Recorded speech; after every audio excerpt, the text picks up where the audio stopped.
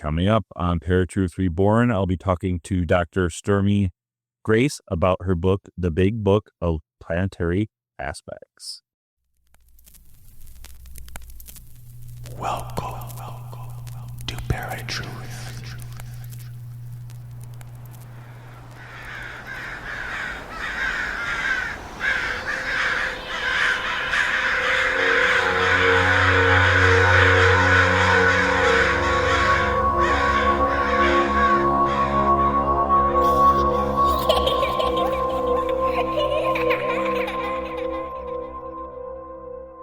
How's it going, ParaTruthers? Welcome to another episode of ParaTruth Reborn.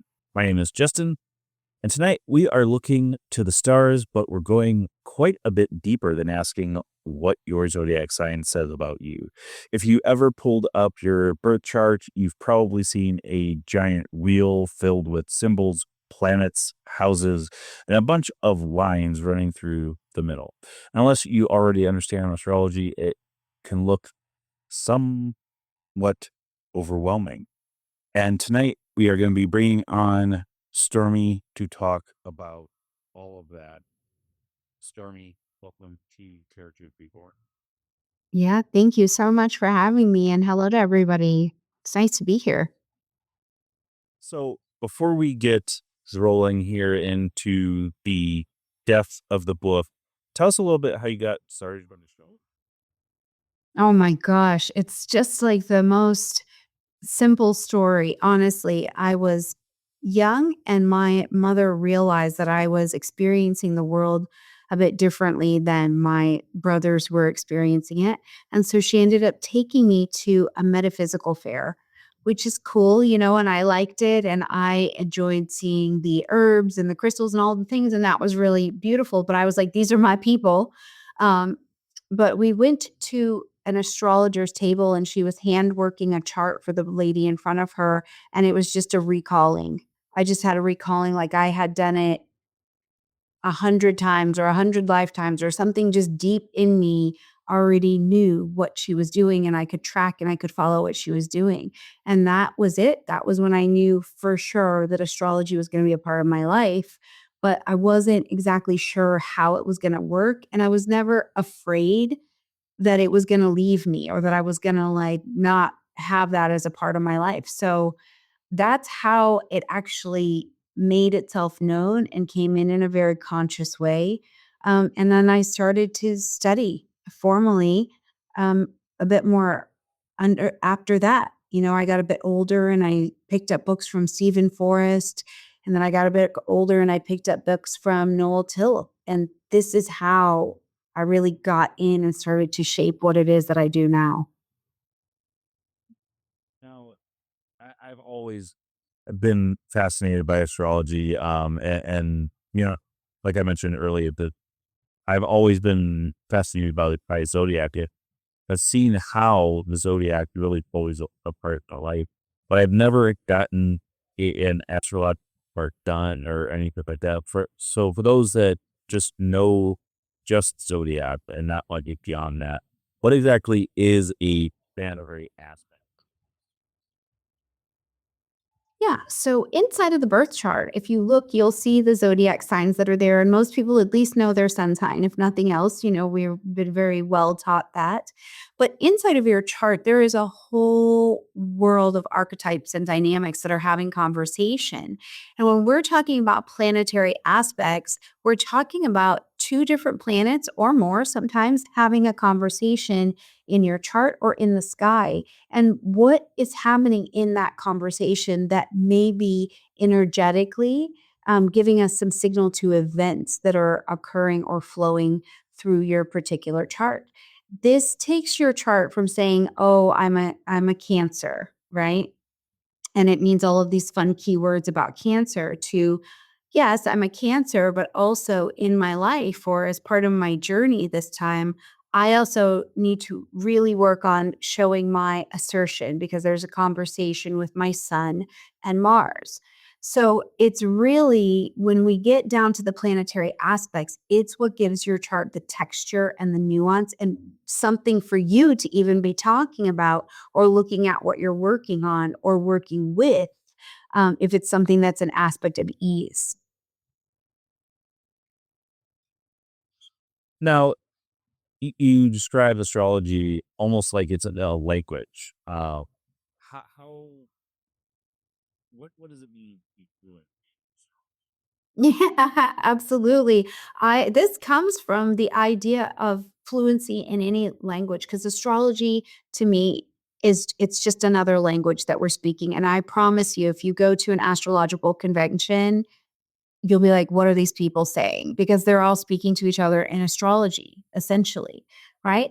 And I came from being a language learner and a polyglot. And so along the way, I realized that I could pick up certain words in the beginning of learning a target language. And, that's great because you can let people know you're trying or kind of engage a little bit, but without getting more sentence structure or understanding how to build the conversation, you cannot build connection and fluency with other people in that language. And astrology is exactly the same. Every piece of that chart or every piece of what we work with is a piece of the sentence structure, is a piece of the grammatical flow and how we are having the conversation about what's happening in the chart.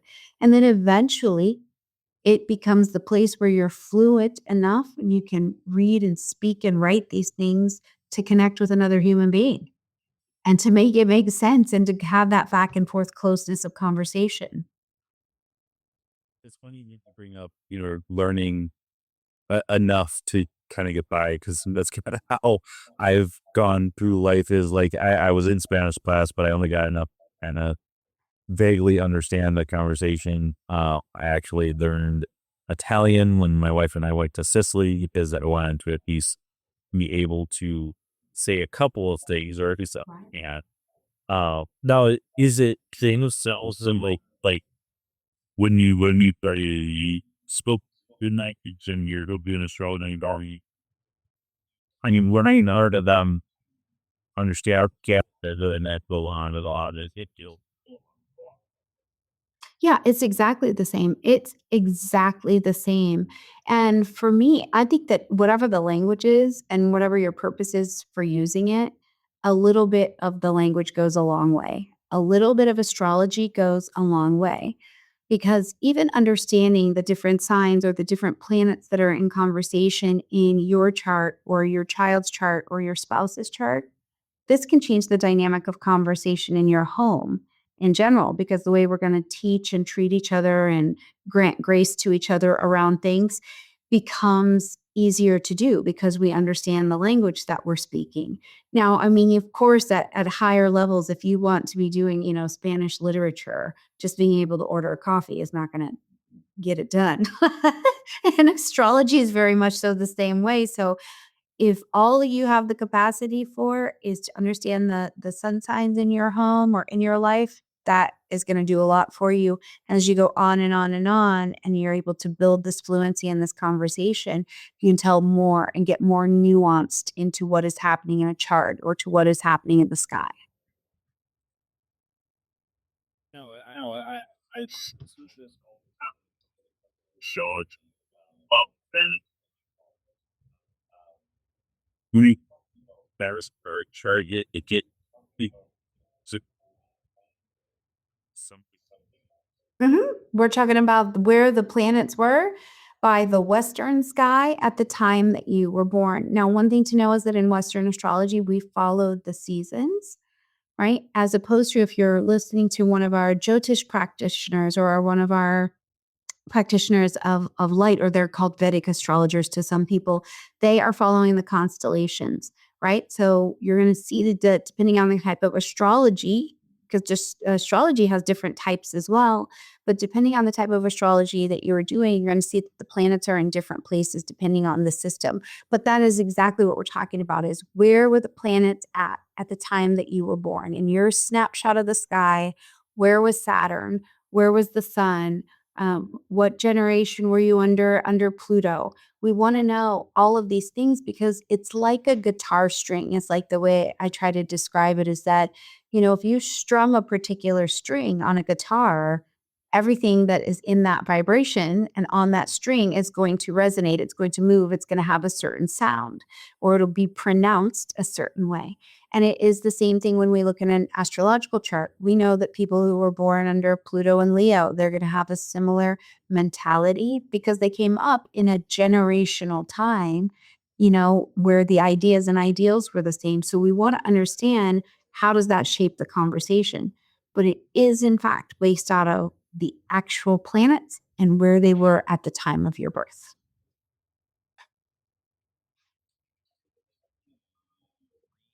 Uh, actually, like the input of where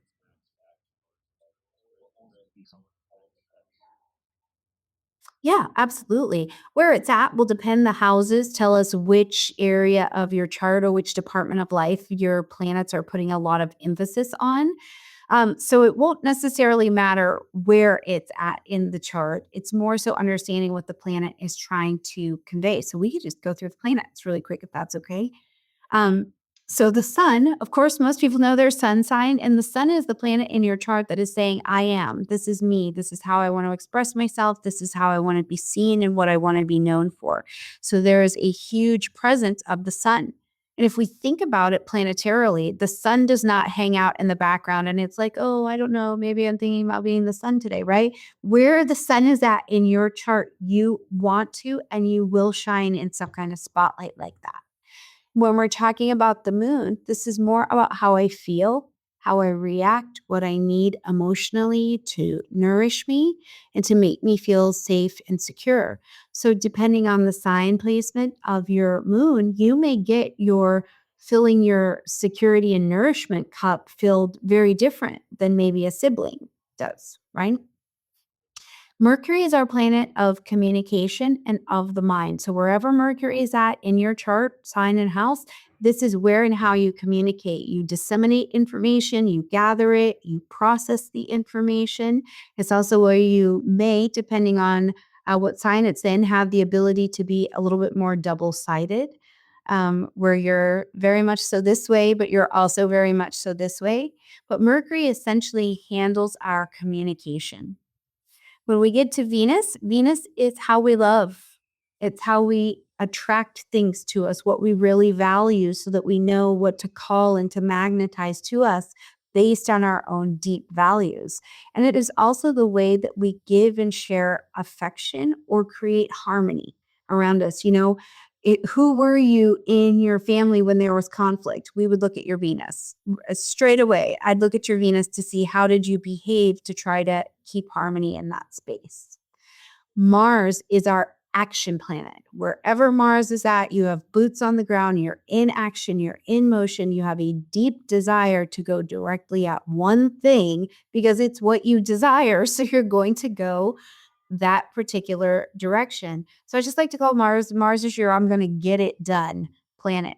Whether that means I'm going to get it done by just taking a tactical, practical action, or I'm going to get it done by creating conflict so that we can get into the action that needs to be done. Then we get to Jupiter, and Jupiter is our base planet that we've got going. And Jupiter is about wisdom. It's our wisdom planet. It wants to expand what it's next to because it wants you to grow. It wants you to see something from a different perspective, take it beyond the horizon. But there's a lot of wisdom that comes with Jupiter because you've had to have experience to learn Jupiter's lessons, right? So with Jupiter, the only way to get the wisdom is through the experience. And the experience is not always our favorite, but it's not always terrible either. Then we get to Saturn, and Saturn is about boundaries. It's about crystallization, putting a construction or a frame or a boundaries around something. Saturn is also our master of time. So many very, very important life events that happen for all of us, provided you don't die, of course, are going to be happening on Saturn cycles because Saturn is our timekeeper and it wants your maturity. And it's hard. Saturn can be hard because you can't be immature when you're dealing with your Saturnian energy. You'll need to take some action to really step into responsibility and then hold it. When we get to Uranus, Saturn's created all of this beautiful structure, and Uranus is like, break it down. Let's break down all of those boundaries. I want to go beyond that. What else is there? And I always laugh because this is my favorite example of Uranus, one of many. But it's like if you build a Starbucks, right? You got the cute restaurant, the cafe, that's very good. And then you have the structure of Saturn there. The business is running. And then Uranus goes, we'll break all this down. What else? Let's go up. Let's build a rooftop terrace. I want to see what else is up there.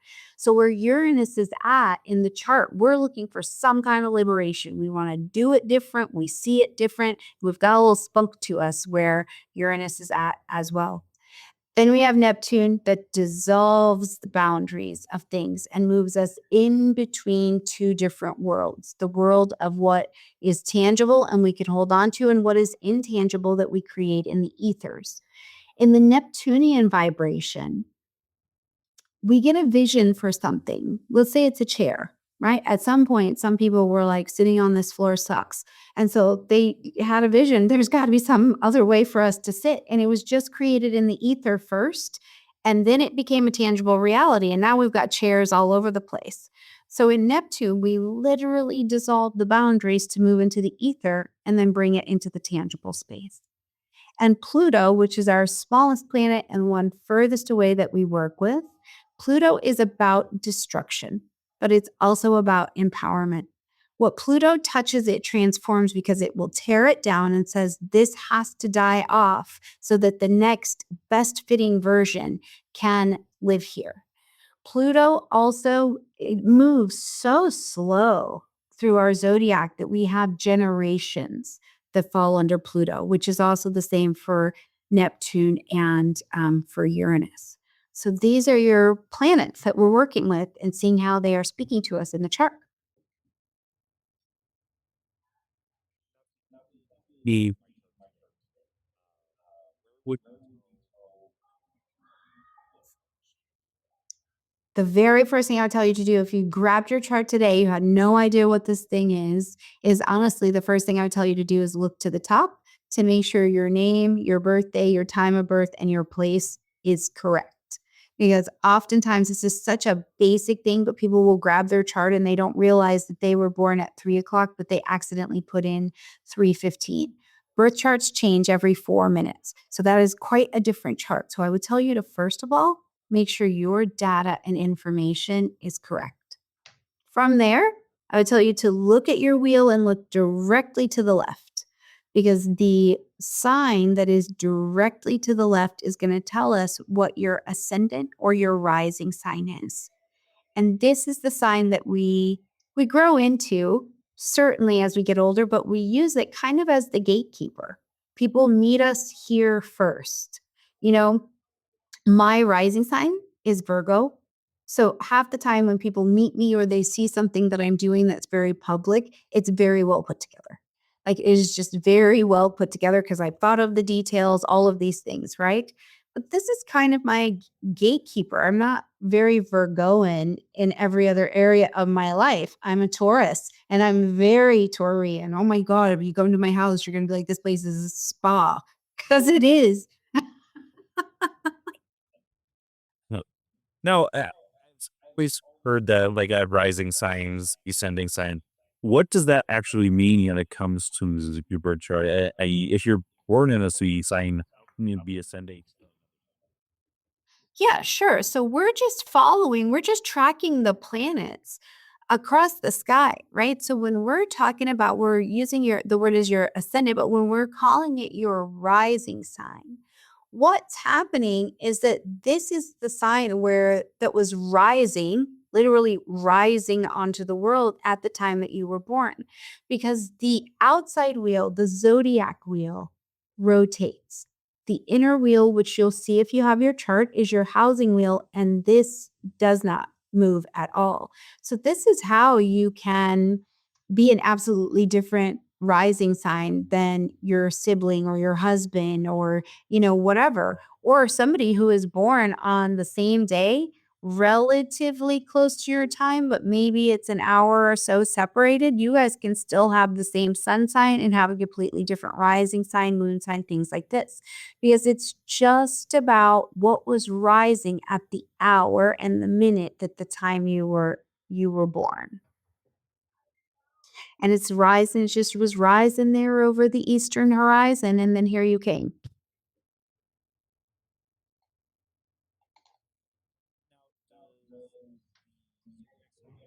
Uh,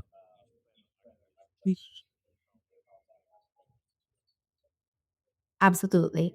Because the planets are the what is going on, right? The planets will tell us what is going on. Let's say it's Mercury. Mercury is telling us something in your communication space and dynamic is happening and unfolding and trying to express itself. But how? How? Mercury needs a vehicle to do this. How is it going to get that done? So if you are a Virgo rising or a Gemini rising, you have Mercury as your planetary chart ruler. So it's the ruler of your rising sign, right? So we would likely see that you are someone who does quite a bit of expression. We would see you in public, whether it's speaking, whether it's writing, or someone who just talks with their hands. Mercurial people love to talk with their hands. So we would be looking for that kind of expression, as opposed to, let's say that you have a Mercury in Scorpio as your at your rising sign. Scorpio is your, let's change this around. That Scorpio is your ascending sign. Then your planetary rulers are going to be Mars and Pluto. This is going to be a different kind of feel that we're going to have. This person may be very friendly, very, okay out here, but it's going to be a person who's likely a lot more observant than a person who is a lot more chatty, right? So you get this different feel based on which sign is in which position, how they're going to govern that particular space and help those planets make that expression. My Mercury is in Gemini, so again, it's very chatty. It's comfortable because Mercury rules Gemini, so it's very, very chatty. However, my husband's Mercury is in Aries, so literally I have to, when he is saying something or he is speaking, I have to kind of watch how he's saying that or where I'm positioning my body, because Aries does not express in a friendly, flitty kind of way. Aries just does what it's saying. It's just very direct. This is what I'm saying. This is what I'm doing. I'm going after one thing, right? Because it's ruled by Mars. So then we get a combination essentially of Mercury and Mars coming together to express something. So this is a cool thing to learn. If you want to be in partnership with any other human beings on this planet, learning about their Mercury sign may help you a whole bunch. Eric, so I will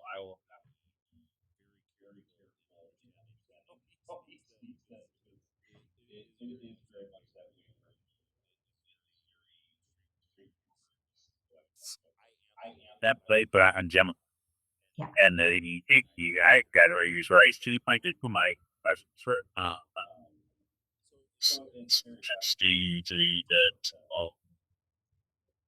how zodiac is how your personality is. I've always been fascinated by that.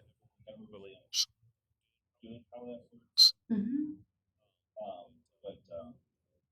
Does the astral chart actually help explain that a little bit more than just the zodiac sign?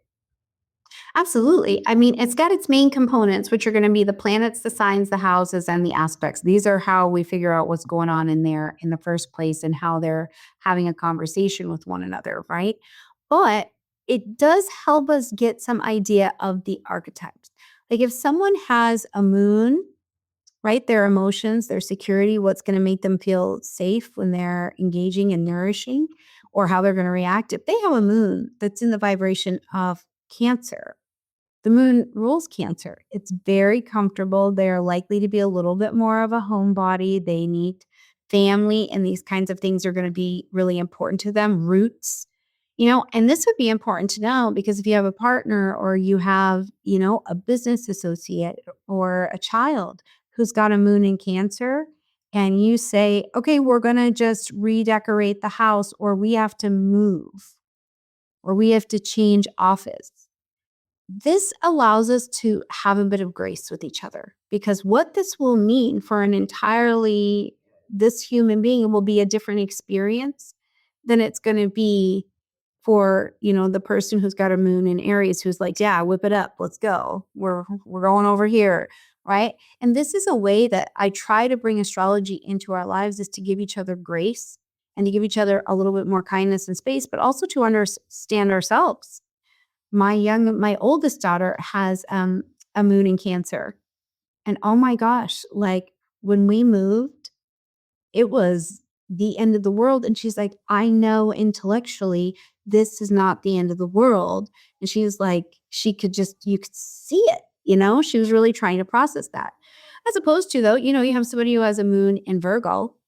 They may want things to be tidy. They may be very, very concerned about their health and their mental health and their wellness. These things can be concepts that we can help explain with astrology or see why it might be important or impacting someone.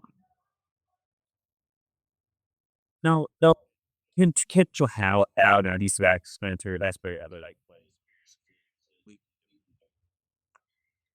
Not completely differently. That's not ever been my experience, that if two people are having the same planetary aspect, that it's 100% different. Now, we need to be really super clear here.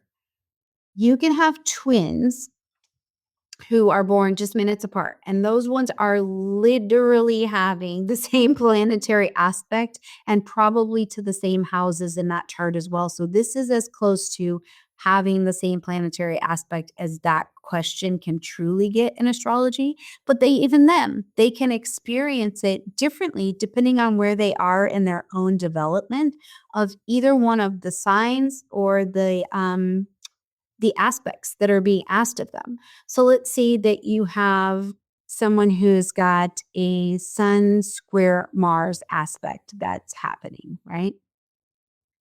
Let's do Sun square Saturn. That's easier to explain, I think. So for one person, that square, which is an aspect of tension, which is telling them they need to do something, and Saturn is telling their personhood, you've got to grow up, or you've got to take responsibility for this, or we're coming to the next level of maturity, right? For one person, that might feel great. And they are really comfortable working with Saturn. They've been doing some work behind the scenes, so they're ready to step up to that next place of development.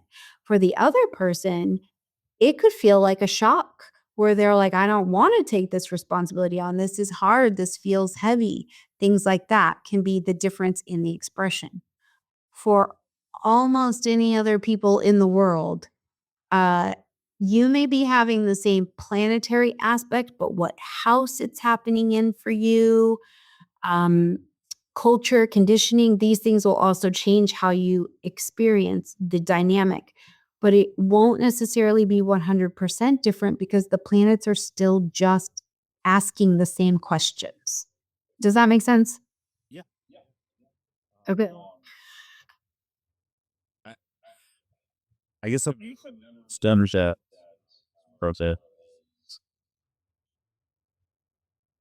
People and like say exactly same as I've never heard of them, so I like that that questions it does it. Yeah.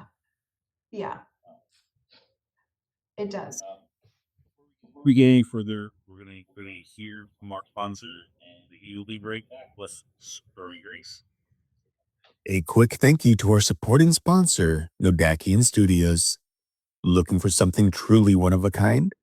Nodakian Studios creates high-fired ceramics that are dishwasher, microwave, and food safe.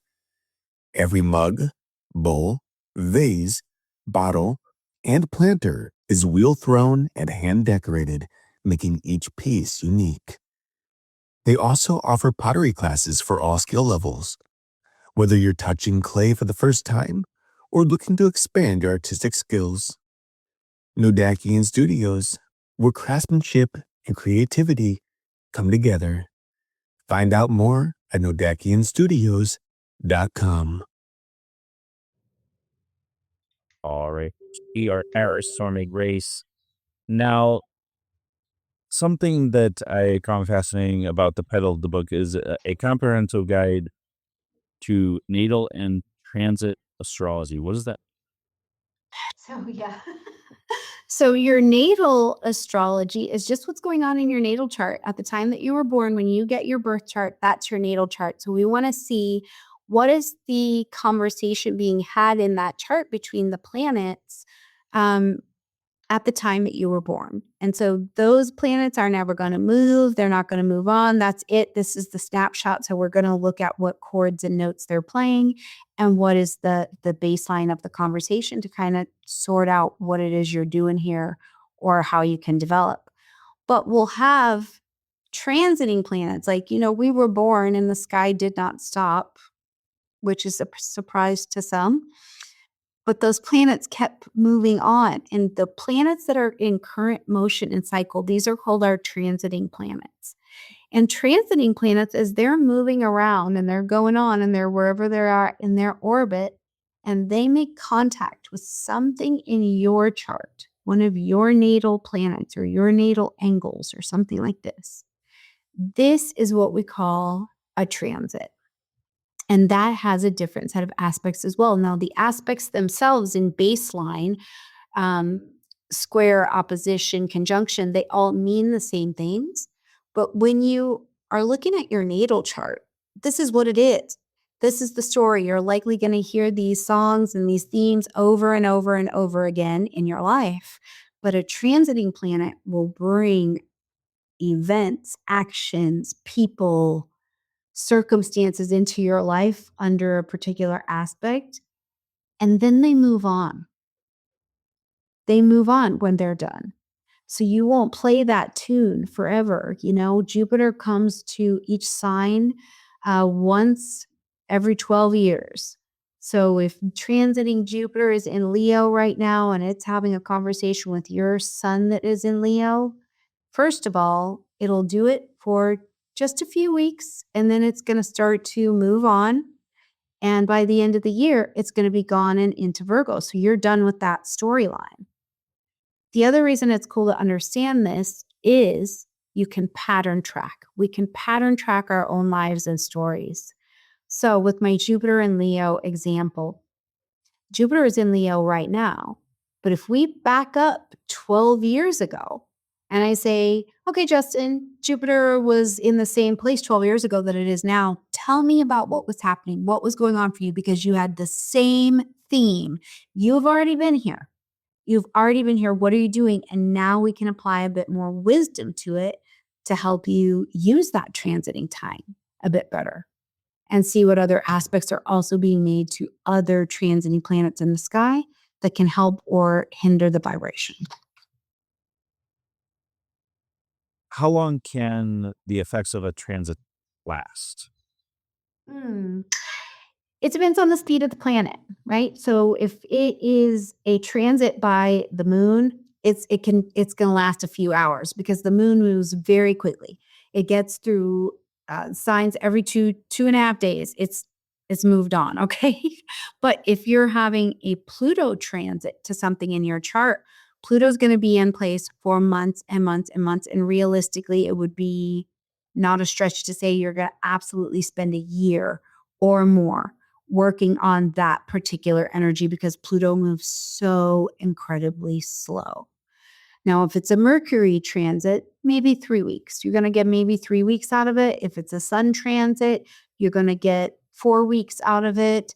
If you're going to get a Saturn transit, you're going to get in total, it'll be in that sign for 2.5 years, but you're probably going to really work on it for a year, maybe 6 months. So it just depends on the actual speed of the planet and then where your planets are in your natal chart to see how long they're going to have the conversation. Okay. But if it's moon, it's like speed dating. Now, do faster moving planets tend to affect us differently than something slower like Saturn, Uranus, Neptune, or Pluto? So they don't, they all affect us, right? It's the speed and at which we realize how impacted we have been. So the sun, the moon, Venus, Mercury, Mars, these are personal planets. So they're closer to us. So as they're doing something, we feel those vibrations quite quickly into our charts, right? But then when you get to the outer planets, particularly Uranus, Neptune, Pluto, they move so slow that they will still have an impact. And it's usually a heavier impact because it's essentially got to get an entire deeply woven and ingrained set of ideas and ideals rearranged for us. So those take longer. They take longer. And I say that it's the gift of the universe because the universe is kind, that we get time to work on them, to tell you, hey, listen, your entire identity needs to be burned to the ground as Pluto's in a conjunction with your sun, because the version of you that you're walking with right now can't carry the next greatness that you're going on to or the next storyline. If you had to do that all in 3 weeks, nobody would be still standing.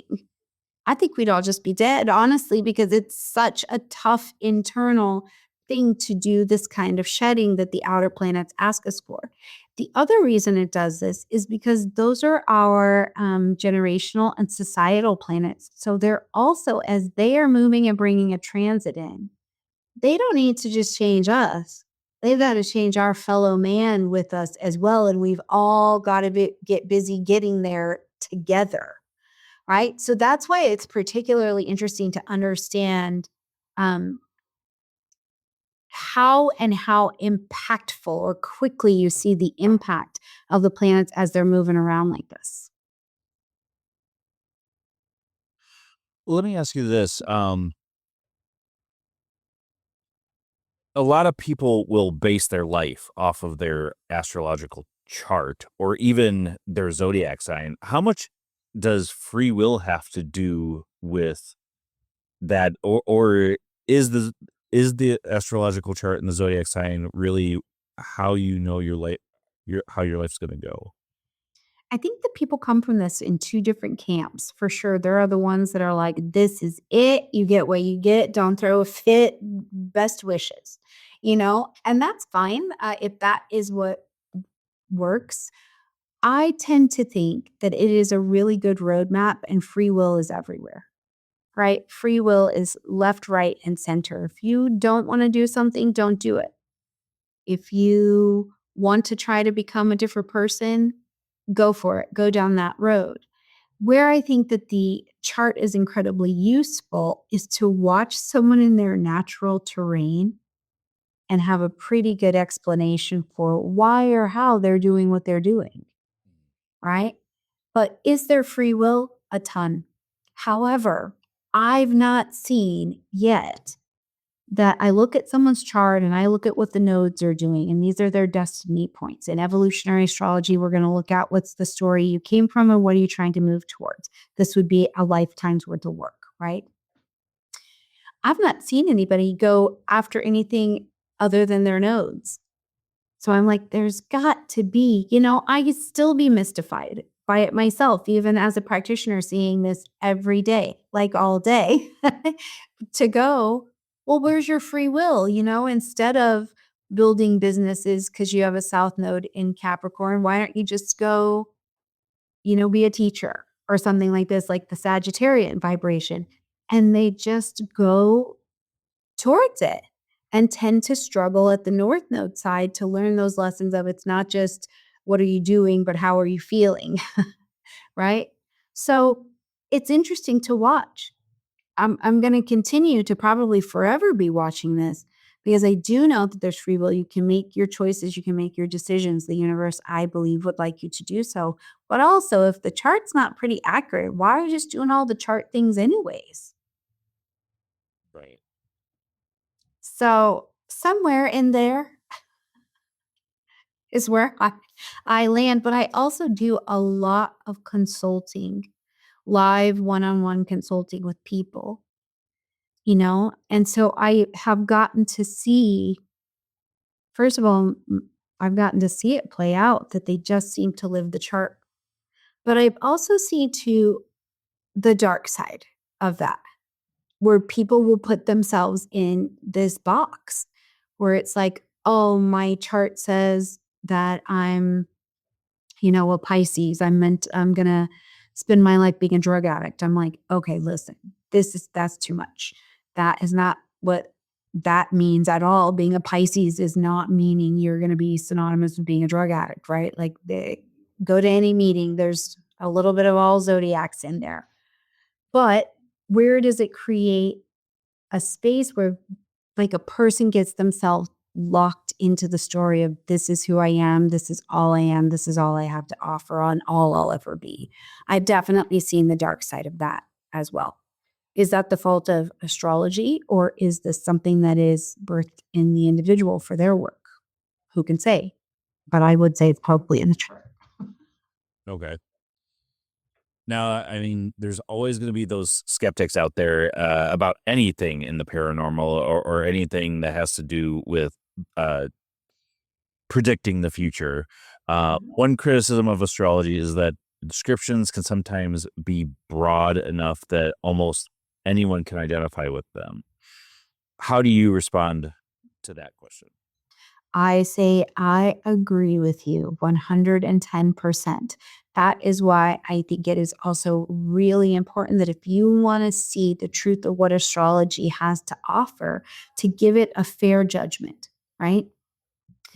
Come to the practice, the full practice of astrology, see what it is. And I love all astrologers. I will champion for astrologers left, right, and center. But we have sun sign astrologers where this is all they talk about is the sun being in particular signs and what are those characteristics. And they are speaking the language of astrology. So they have my full support. But if you want to know about your life and your unfoldings more deeply, this is where we need aspects. This is where we need secondary productions. And this is where we need training and skill to be able to actually walk you through it.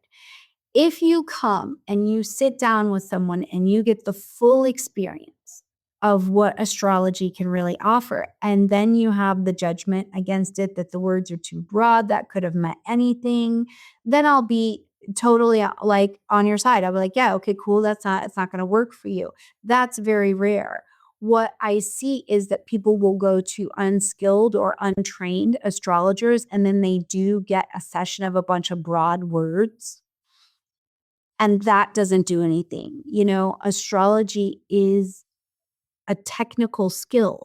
It's not an intuitive skill. It's a technical skill. You may be intuitive and bring that to the table, but if you go to see someone who is identifying as an astrologer and they can't prove the timing or they can't prove the cycle or they can't show you the 3 technical skills they're using to show you why they came to that conclusion, you will stay skeptical. You just will, because there's nothing to be but skeptical then.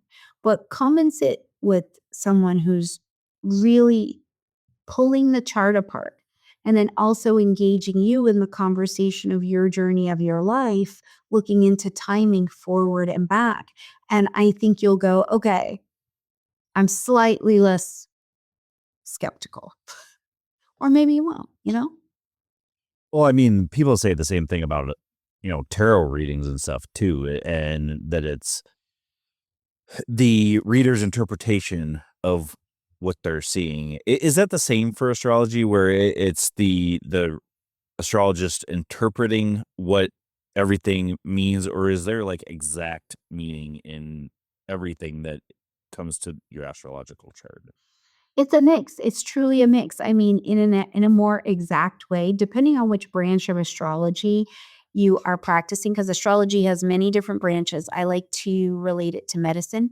Like we're all doctors. Everybody knows CPR and we know the body, but like what we specialize in is different, right? So, um,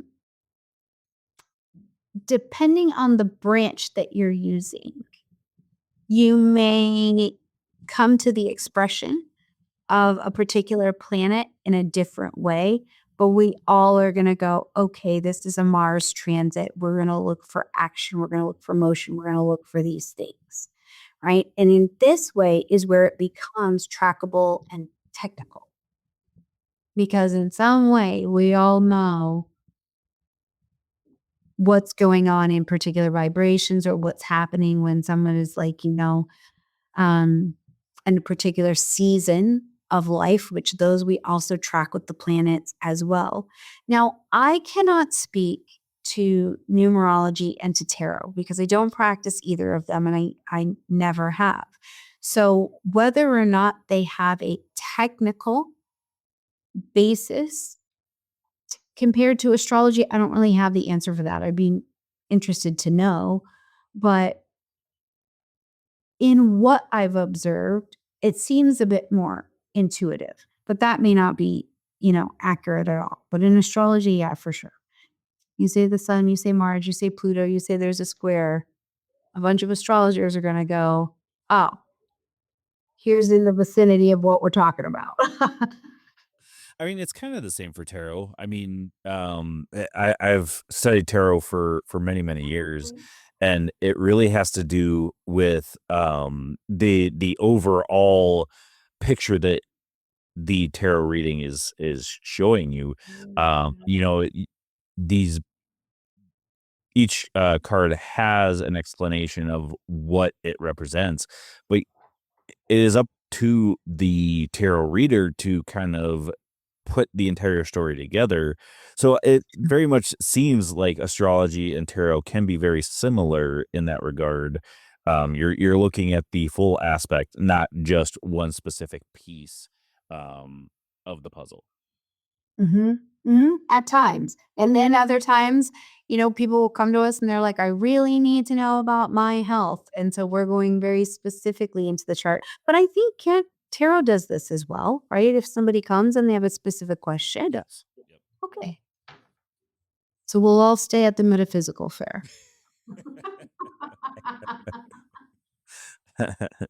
I mean, that's where you find most of the stuff, paranormal convention, metaphysical fair, metaphysical shops, stuff like that.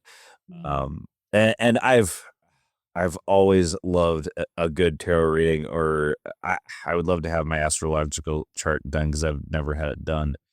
To That's see. cool. I know an astrologer. Okay. I do too now. Um, Now, has there ever been a point where you've encountered something in a chart that made you stop and go, okay, that's pretty remarkable, or that's fascinating, or wow, that's kind of weird? Yes, I've had a couple experiences with that, as a matter of fact, and one of them was less about it was about the chart, but it was also about, like, kind of an imprint I got when reading the chart, which doesn't happen to me often. I'm able to keep a fair amount of distance from, whatever chart that it is that I'm reading and just look at what the chart is trying to say, but it was so much so that I needed to put the chart down and actually ask the client if I could share their chart with my teacher. And I took the chart to my teacher and I'm like, here's my 3 technical things that I'm seeing to be able to prove what it is that I'm saying. And here's what's coming through for me. As I look at this, I would love your feedback. She's got more years in the game than me, all of these kinds of things. And in that way, it was a really nice, like, kind of, okay, yep, we see exactly where you're coming from. Here's another way to look at that. So it was a nice redirect for me, but it was shocking. This was a person who had just had a baby, and in the chart, it was showing something really strong happening with one of the other parents, and strong and sudden. And so it was a bit alarming as well, because the people had called and they gave me their baby's birth time. I think the baby had only been born for like 4 hours or something like that. Yeah. So it was like, you know what I mean? So it was like, okay, that's really cool because in that way we get to welcome little travelers to the world and kind of see them from the beginning and through the journey. But it was also quite shocking. Now I've seen other things in the chart where I do go, that's interesting. Mostly what it is that it'll be like in a month, I'll have the same pattern or configuration of people who I'm working with or who are coming in or have questions about something in their chart. And this always fascinates me.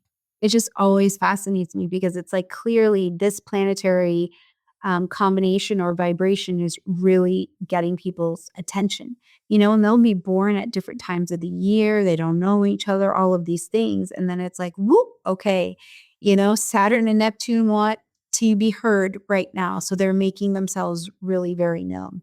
Other than that, in charts in general, I think all charts are good charts. And I've never seen anything that just stopped me in my tracks to be like, wow, this is an extra special chart. Extra marshmallows for you.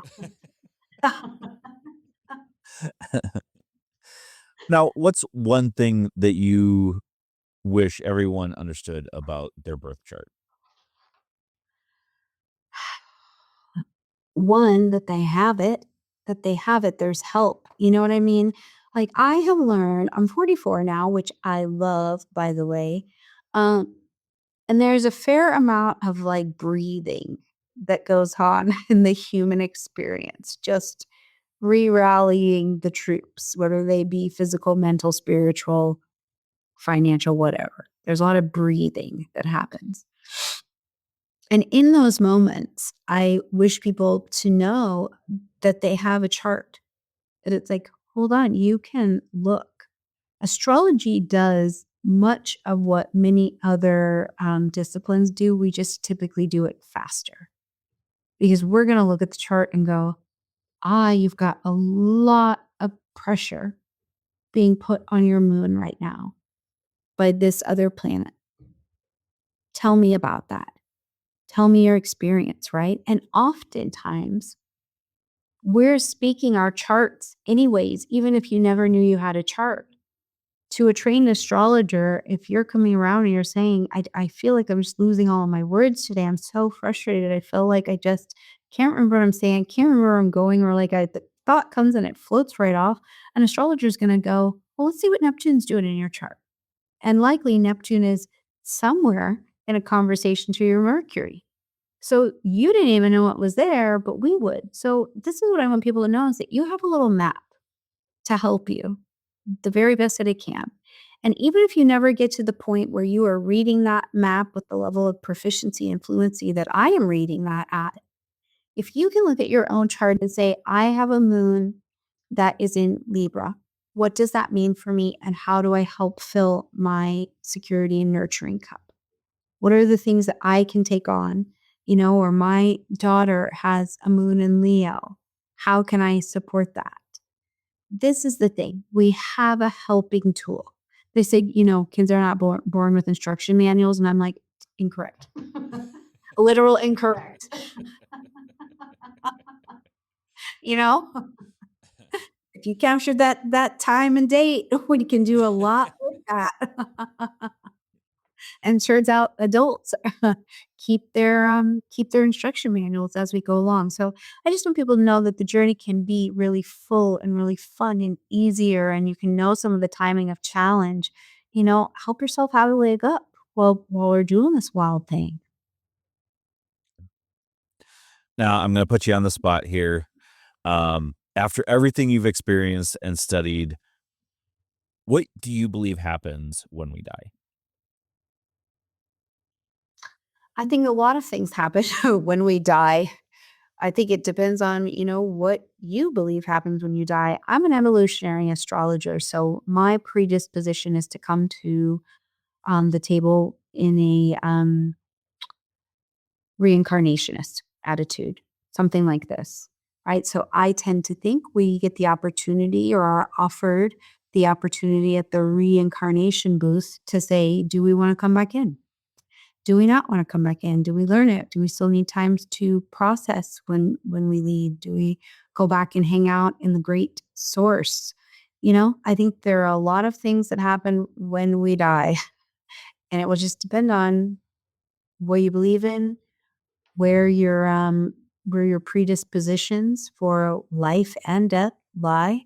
But ultimately, I think we go back to the source and we get an opportunity to decide what to do next. Okay. Well, it is about that time to let you go. So I wanted to give you the chance to tell everybody where they can find you, find your work. The mic's all yours. Yeah, absolutely. You can come and visit me at stormiegrace.com, which is my website, and all of the goods and goodies that I offer are there. And I spend a lot of time on YouTube. So, like, you can come over to YouTube because I promise you I'm over there. And then, of course, if you're on the website or you are on YouTube, I'm typically announcing if I'm going to be teaching live someplace where there's an event or something that's going on. And you can find me on your bookshelf if you have my book, which would be really exciting for all of us. Excellent. Stormie, thank you so much for being on ParaTruth Reborn. Yeah, thank you so much for having me. Thank you, everyone. All right, folks. We asked our paratruther community, how much do you believe your birth chart can reveal about you? 44% said a lot. 33% said some things are surprisingly accurate. 12% said, I'm curious but skeptical. And 11 said, I don't believe astrology works. Now, with this conversation that I've had with Stormie, I hope we've changed that perspective. If it has, shoot us a comment in the comments below. Reach out to us on our website, paratruth.com, where you can leave us a voicemail, or you can reach out via the message portion of the website. So let us know how this has changed your perspective. Until next week, folks, where you'll find us same time, same channel. My name is Justin. I'll talk to you guys later.